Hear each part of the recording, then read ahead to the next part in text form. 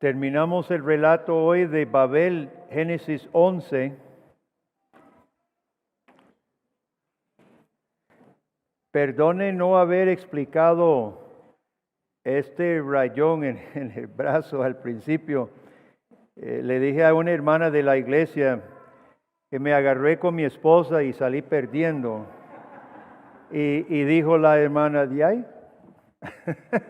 Se agarra con una mujer que espera. No, fue la perrita. La osita ya está macuca y fuerte y jugando ayer violentamente con ella. Me rasguñó nada más, ¿verdad?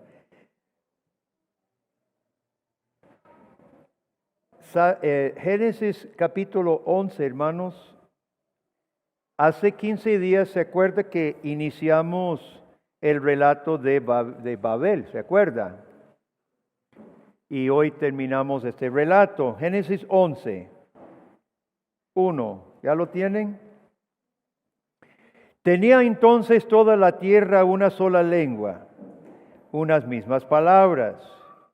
Y aconteció que cuando salieron del oriente, hallaron una llanura en la tierra de Sinar, y se establecieron allí. Y se dijeron unos a otros, vamos, hagamos ladrillo, cozámoslo con fuego. Y les sirvió el ladrillo en lugar de piedra, y el asfalto en lugar de mezcla. Y dijeron, vamos, edifiquémonos una ciudad y una torre.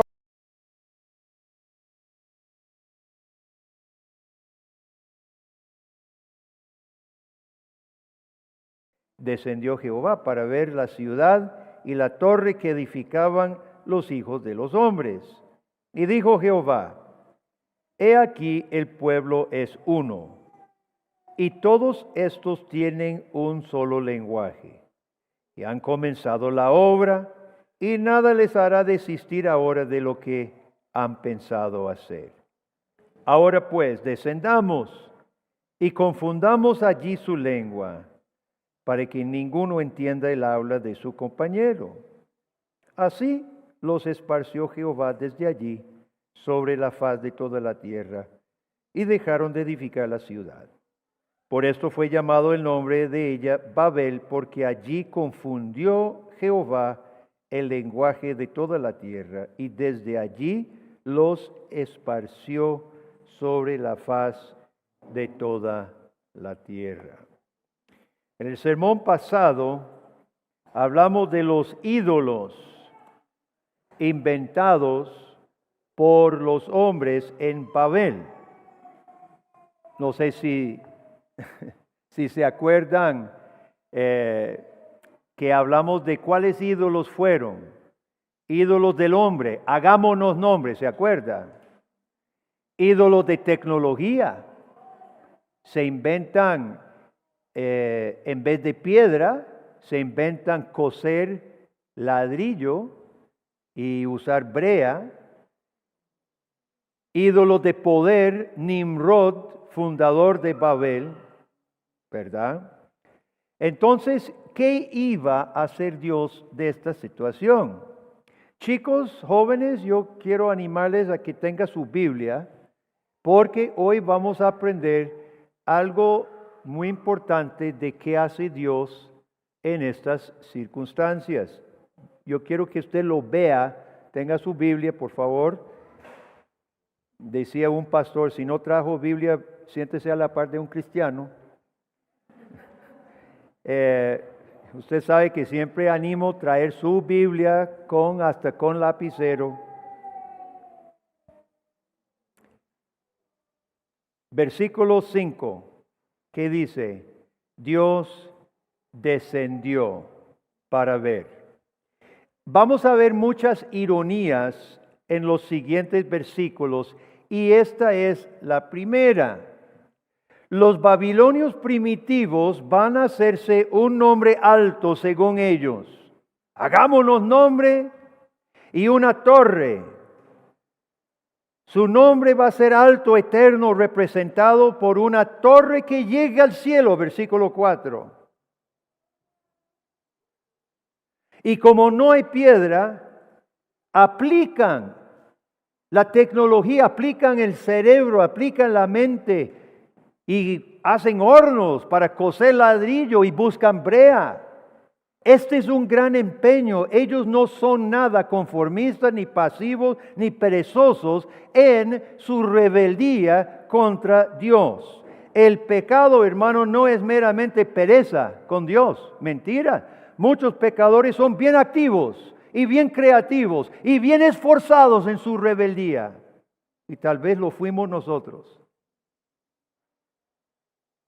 Ahora, por más arriba que echen su torre, Dios todavía es mucho más alto. Dios todavía tiene que descender. Y ese es el primer indicador que Moisés, que escribió esto, el primer indicador que nos da de la gran diferencia, la brecha infinita entre los hombres, aún un Nimrod o un Nabucodonosor. ¿Usted sabe que Nabucodonosor, según la historia, se puso a reconstruir esta torre? ¿Sabía? Nabucodonosor la vuelve a construir. Pero por más grandes los hombres, Dios tiene que bajar. Dios tiene que bajar de su lugar alto. Ahora, niños, cuando dice que Dios dice descendamos para ver qué pasa, no es que Dios oye un chisme, ¿verdad? O que un ángel le dice a Dios, oiga, en Babel están haciendo algo que no le va a gustar. No es que Dios tenga que ir a bajar, a ver. Este es lenguaje bíblico. Pongan atención. Este lenguaje bíblico que encontramos mucho en la Biblia, cuando Dios va a hacer algo, cuando la Biblia dice, y Dios vio, y Dios oyó, y Dios se acercó, o aquí, Dios descendió, es porque va a hacer algo. Ahora, ese algo puede ser salvación o puede ser castigo. No es que Dios tenga que descender a ver qué están haciendo. Ese no es el punto. Es que este tipo de frase en la Biblia es cuando Dios va a actuar. Dios desciende y ve. Ahora, echémonos para atrás en versículo 1. ¿Qué es lo que pasaba? ¿Qué fue lo que permitió que los hombres hicieran esta gran torre? Ellos tenían un solo lenguaje. Tenían una sola lengua. Dios creó el lenguaje.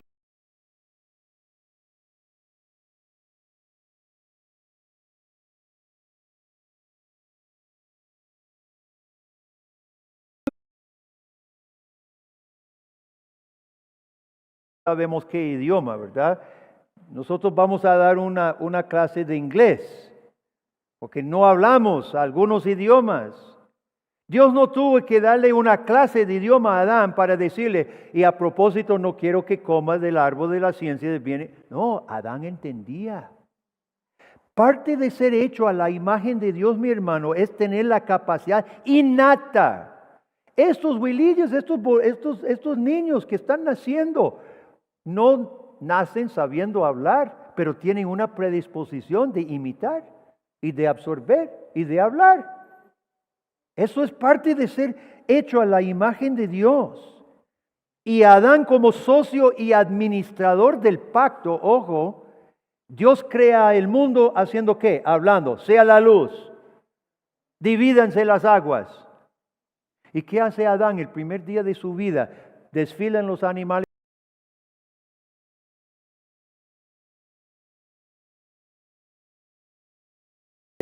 Interpreta el mundo. Define, varona será llamada porque del varón fue tomado. Enseña con la boca, le dice a Eva, Evita, Dios me dijo que no comamos de este árbol. Eva ya sabía, porque Adán se lo enseñó. Mire todo para lo cual es el lenguaje, hermano. Esa es una función de ser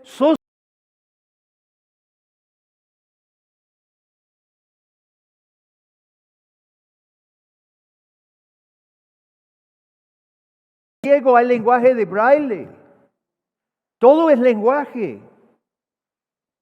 Con el lenguaje expresamos cómo entendemos el mundo, cómo entendemos la vida. Y con el lenguaje pasamos nuestra... Si su cosmovisión es bíblica, pasa una cosmovisión bíblica. Y si no lo es, se perjudica. Si usted es un criticón en la casa, ¿cómo va a ser su hijo? Si usted bendice y es compasivo en la casa, ¿cómo va a ser su hijo? El lenguaje en su esencia más básica es religioso. Adán y Eva cayeron en el pecado del lenguaje, una mentira.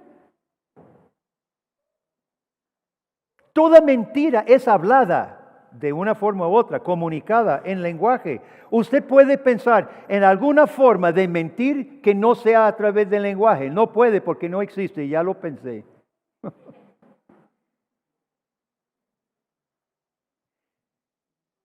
Y lo mismo es con toda verdad. El hombre vive en el nivel más básico o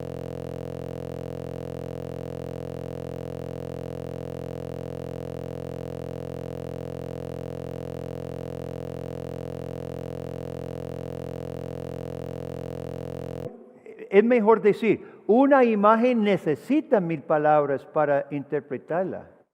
Si se pusiera un cuadro aquí y pidiéramos a todos, a cada uno, la interpretación de eso, vamos a tener tantas interpretaciones como hay. La imagen no comunica nada, mi hermano. Parquee su teléfono y los videos eternos que estamos viendo. Enfoquémonos en lo que vale la pena, que es la comunicación.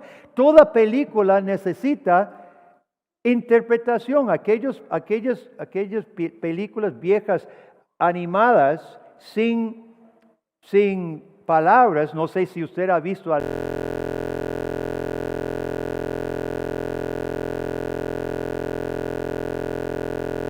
y se pegan porque sentarse dos personas conversando sin hablar, sin sonido, no tiene sentido en una película sin palabras. Una película buena necesita inclusive la interpretación. Ahora, no nos debe sorprender que los hombres tuvieran una sola lengua. Eso es de esperarse. Estamos acostumbrados a la descomposición de los idiomas porque ese es el resultado de Babel. La hermana Cinia me regaló un regalito muy valioso para mí. Cuentos del conde Lucanor, español, del año 1100. No le entiendo ni la mitad, porque el español es tan arcaico, es medio latín, medio portugués y medio español viejo. Una ricura, una delicia, tratando de entender, y el tema es muy bonito, pero el lenguaje cambia mucho. Pero estamos acostumbrados a un efecto de Babel, no fue lo natural. Lo que sorprende es que usen su lengua unida no para adorar y servir a Dios, estos de Babel. Usan un poder que tienen, un lenguaje común para desobedecer y rebelarse contra Dios. Debieran haber creado una sola cultura mundial.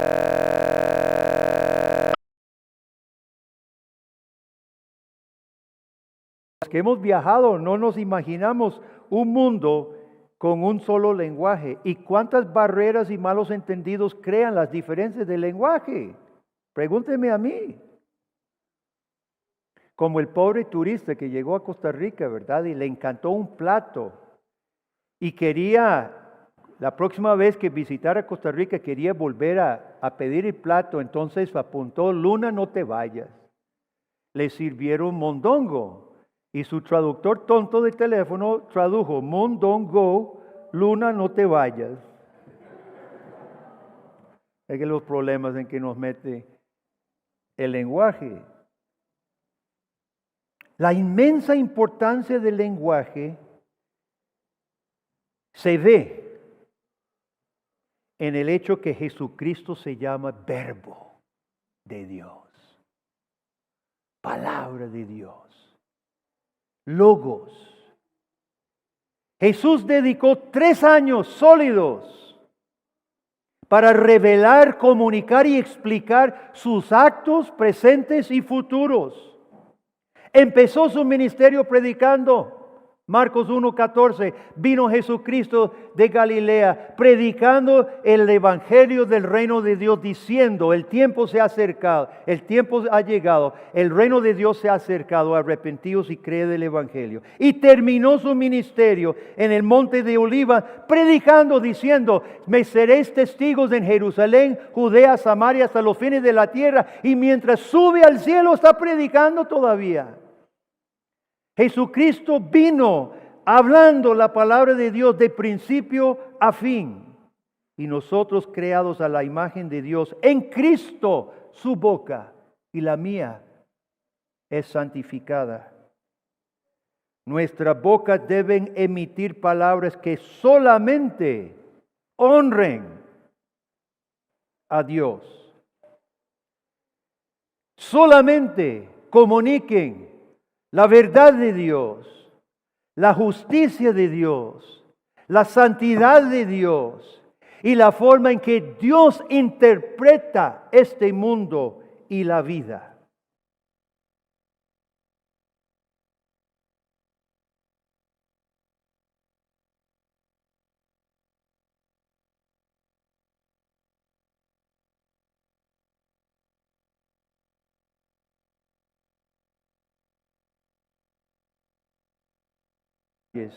¿Qué es el nombre que Moisés usa? Jehová. No usa el término Dios.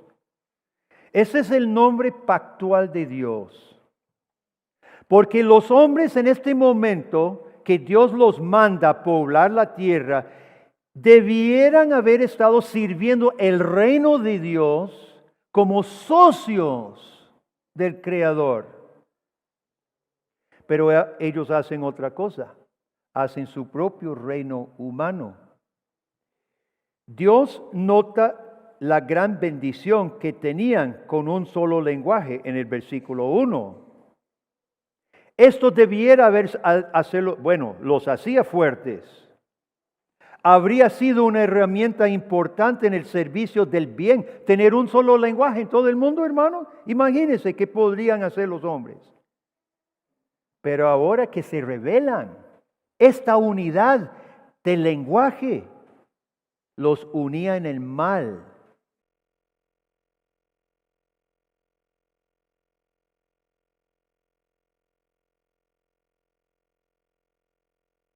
Llevaría las mismas condiciones que hacía 150 años produjo el diluvio. Vea, en 4 generaciones marchan otra vez hacia el mismo problema que provocó el diluvio. Rebeldía absoluta. Algunos piensan que Dios casi como que tiene miedo, ¿verdad? Vea, los hombres ahora están unidos y van a hacer todo lo que quieran. No, querido amigo, no es que Dios les tenga miedo. Primero, este versículo se refiere a la torre. No van a desistir en esta obra de la torre. Dios no iba a permitir que la humanidad se una y construya su propio símbolo, porque eso es esta torre. Esta torre no es nada mágico, esta torre no es nada, es un símbolo de la rebeldía abierta del hombre. Entonces, versículo 7. ¿Qué es la persona del verbo? Así se dice la persona, la conjugación del verbo. ¿En qué persona está? Segunda persona, singular o plural. Plural, pero es solo Dios. Descendamos. ¿Quién es? Hermanos, en varias ocasiones tenemos este uso.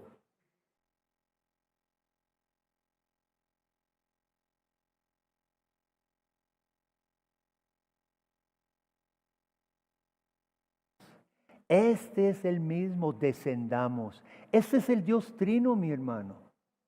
El Creador creó al hombre en relación pactual con Él. El hombre se está revelando. El Dios Padre, Hijo y Espíritu Santo desciende. Aquí estamos en el ámbito de reino y pacto. En Génesis 2, cuando Dios crea a su socio, se usa el mismo nombre, Jehová Dios. Jehová Dios. Y en Génesis 1, cuando Dios crea al hombre a su imagen, dice, hagamos. Ahora en Babel, el socio se está rebelando contra su creador, contra su rey, contra su socio de pacto, y Dios no lo va a permitir. Ahora, el castigo, ¿qué pudiera haber hecho Dios? Bueno, pudiera haber hecho muchas cosas. Terremoto que se abre, que se trague la tierra, la torre. Un rayo.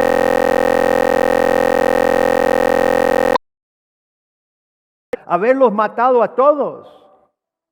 Calvino dice que Dios los trata suavemente. Nada más sopla y confunde los idiomas. Ahora, póngase a pensar en ese cuadro, hermano. Dice uno, tráigame 10 ladrillos. 1, 2, 3, 4, 5, 6, 7, 8, 9, 10. What are you saying? I can't understand a word. Imagínese el cuadro en ese lugar de trabajo. Oiga, yo me quedé pensando, ¿y qué pasa si el marido llega a la casa y ya había confundido?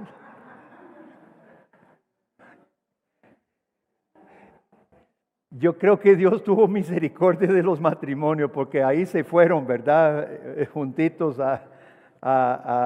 pero uno, si fue un catástrofe de trabajo, pero yo no sé si cuando sucedió todo eso, porque tiene que haber sido de algo risible ese momento.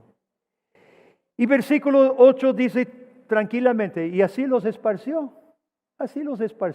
¿Acaso le cuesta a Dios, hermanos, ejercer su voluntad? Los designios de Dios prevalecen, no de los hombres. Y necesitamos hablar de esto, porque esto es súper importante para todos nosotros.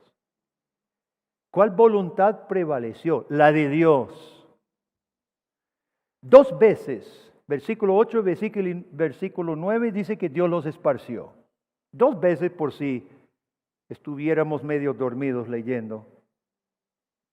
Los hombres estaban ceñidos en desobedecer, tenían claro que debían esparcirse, por eso hacen la torre, pero no quieren cumplir con la voluntad de Dios. Y no solo quieren desobedecer, sino, escuchen, ellos quieren señalar su rebeldía con esta torre. No solo están desobedeciendo, están diciendo, tome, torre al cielo, nuestro nombre. Y hay mucho que podemos aprender aquí.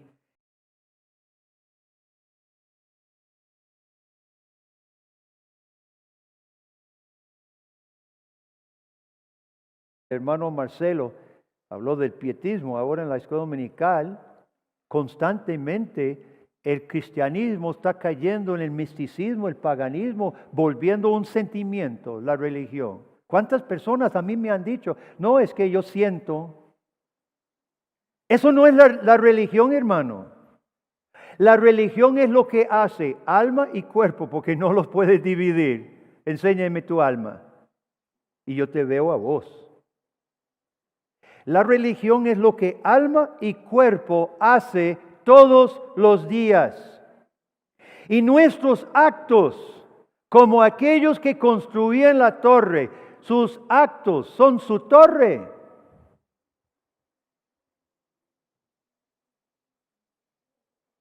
Y sus actos o son una torre de desafío, o lo que Pablo dice en Romanos 12, un altar. Un altar de gratitud.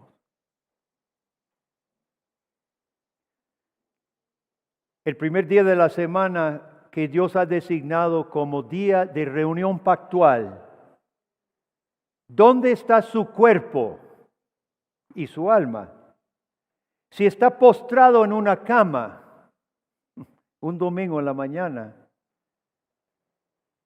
ese acto es su torre de rebeldía.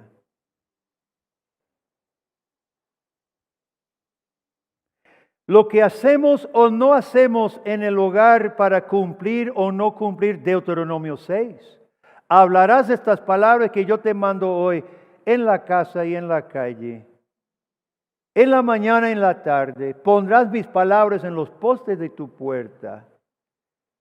Si hace o no hace, o es tu torre simbólica de rebeldía o altar de gratitud. ¿Cómo considera su trabajo? Cuando su cuerpo está en el lugar de trabajo, su cuerpo y alma, esa es su religión. Su cuerpo está en el lugar de trabajo. Es su trabajo, su propia torre. Voy a hacer dinero para mí, para disfrutar, para mi seguridad, para yo disfrutar, etc. ¿O es su cuerpo en el trabajo, pensando en Dios, su reino? Voy a poder bendecir con mi diezmo las misiones.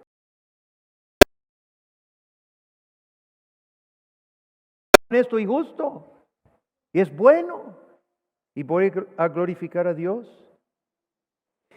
En el relato de Babel, Dios no solo los obliga a obedecerle. Fíjese que finalmente salieron esparcidos. Pero Dios anula el símbolo de su rebeldía, la torre. Se quedó en ruina. Y si usted cree, mi amigo, que Dios no puede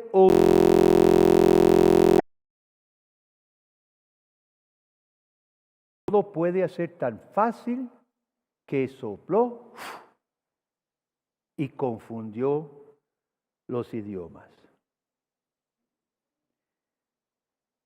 Más si somos hijos de Dios.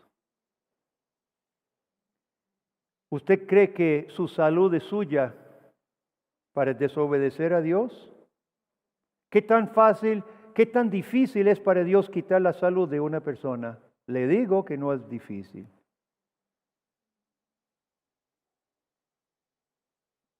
Que las oportunidades nosotros las creamos. ¿Qué tan fácil es para Dios cerrar puertas de oportunidades? Muy fácil. Que la apariencia física es mi ídolo. ¿Qué tan fácil es quitar la apariencia física? Bueno, hasta un perro. Dios los trató suavemente porque pudiera haberlos destruido. Solo creó confusión de lenguas. Y las lenguas han sido un problema, por decirlo así, hasta hoy. Pero en la gracia común, cada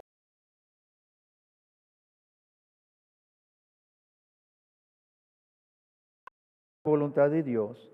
Y hay algo importante, hermano. Cada lenguaje retuvo la capacidad de recibir y entender el mensaje de Dios. Eso es importante. José va a Egipto y puede comunicar con Faraón la voluntad de Dios. Daniel fue enviado a Babilonia y pudo anunciar la voluntad de Dios en aquellos.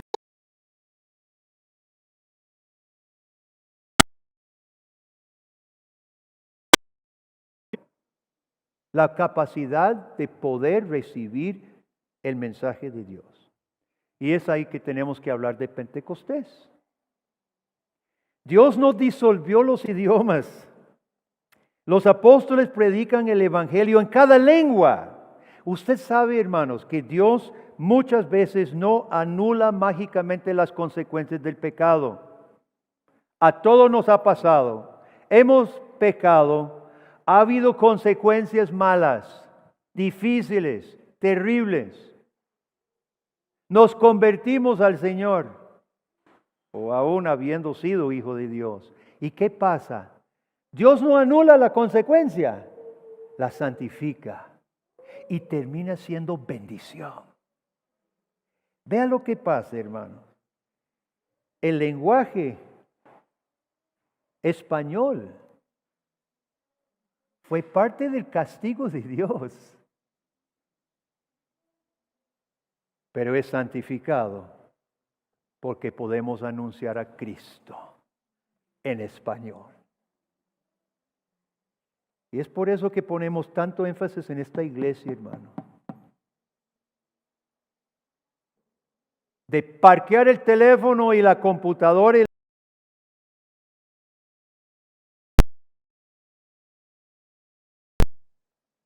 Vamos a concluir. El relato de Babel termina un poco negativo. Versículo 9 dice que Dios confundió el idioma y los esparció. Punto. Pero no es el fin de la historia. En Pentecostés Dios confirma y sigue siendo Señor de la boca, de la lengua, de las palabras nuestras. Y la esperanza para nosotros se llama buenas nuevas. Nuevas son compartidas. Se llama evangelio y es hablado, comunicado en palabras, en español. ¿Alguien a usted le compartió el evangelio de salvación en Cristo? Y aquí en nuestra congregación enseñamos mucho sobre cómo honrar a nuestro Salvador en el hogar, en el trabajo, en el tiempo de diversión, compartiendo la palabra de Dios. Y este pasaje nos enseña dos cosas principales. Número 1, Dios castigó y anuló el símbolo de rebeldía. Aquella torre quedó en el polvo. Y si usted tiene ídolos,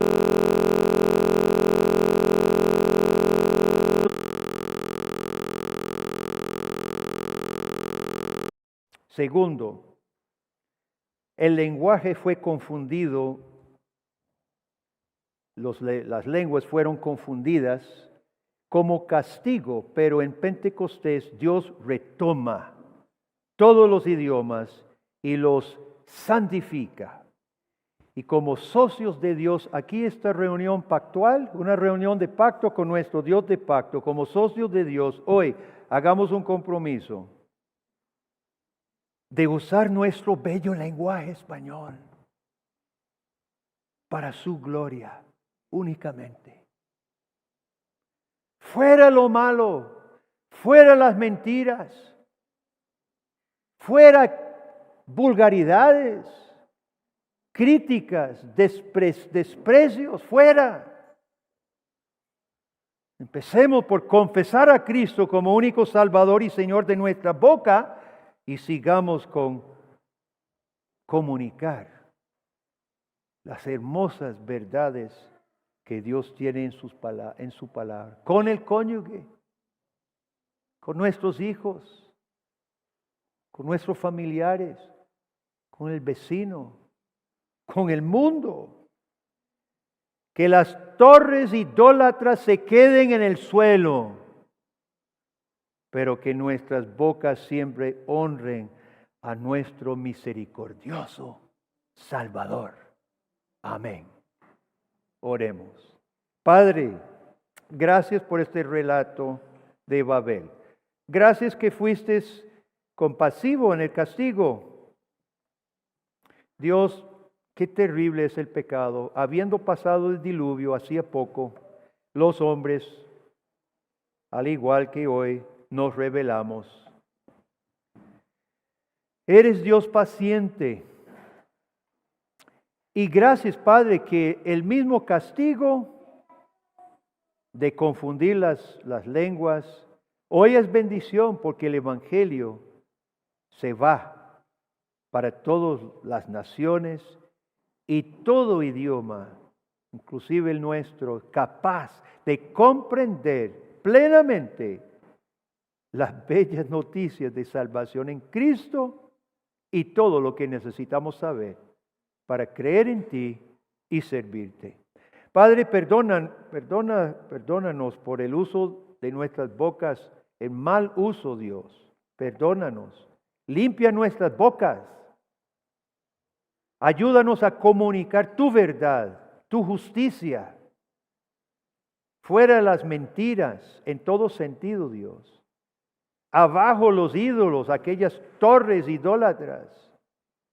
Santifica nuestras vidas, por favor. Lo pedimos en el nombre de Jesús. Amén. Amén.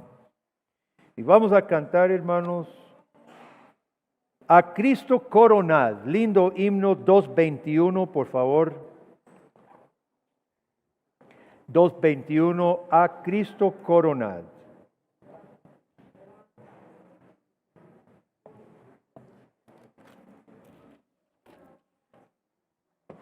Puestos en pie.